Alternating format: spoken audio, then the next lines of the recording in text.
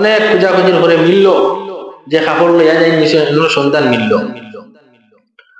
সন্ধান মিলার পর আবু হানিফা রাহমাতুল্লাহি আলাইহি তিনি নিজে ওই ব্যক্তির বাড়ির মধ্যে চলে গেলেন।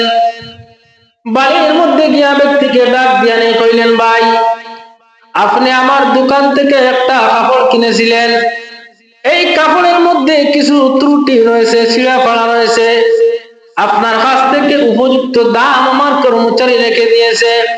আমি আমার কর্মচারীকে বলেছিলাম এই কাপড় বিক্রি করার সময় যেন কাস্টমারকে বলে, সে ভুলে গিয়েছে, আপনাকে বলে নাই।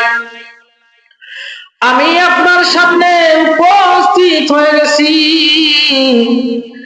আপনি এই কাপড়টার যে অবশিষ্ট দাম গুলো আছে এগুলো আমার কাছ থেকে ফেরত নেন, নতুবা আপনি এই কাপড়টা ফিরে দিয়ে পুরাপুরি দাম ফিরে দিয়ে আর আমি পুরাপুরি দাম আপনি নিয়ে নেন, অথবা আপনার যা ইচ্ছা আপনার মন চায় আপনি সেটা করেন।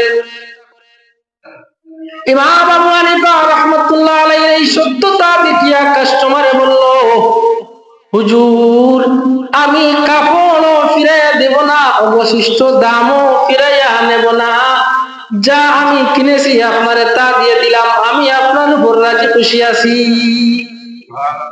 কেন রাজি খুশি ব্যক্তি বলে দেখায়নি? একটা কাপড় সিলাবার কারণে আমার বাড়ি পর্যন্ত আইসো, বাড়ি পর্যন্ত তালাশ করে আইসো যে এটা ত্রুটি থাকার কারণে নিয়মে কম দামে বিক্রি।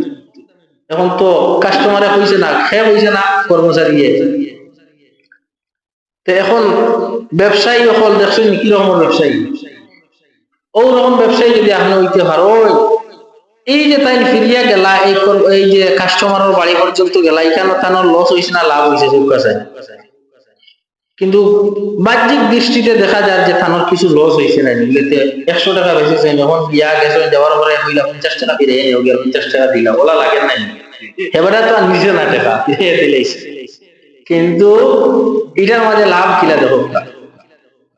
ওই যে ইমাম আবু হানিফা এই ব্যক্তির কাছে গেলেন, এই ব্যক্তির কাছে যাওয়ার কারণে এই ব্যক্তি বুঝতে পারছে যে উনি হইলেন কি সঠিক ব্যবসায়ী, আল্লাহকে ভয় করে তিনি ব্যবসা করতেছেন।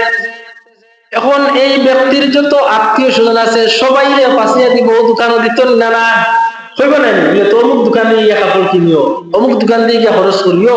এখন কাস্টমার বাড়েন না কমের, এই ব্যক্তি ব্যবসায়ীর কাস্টমার বাড়েন না।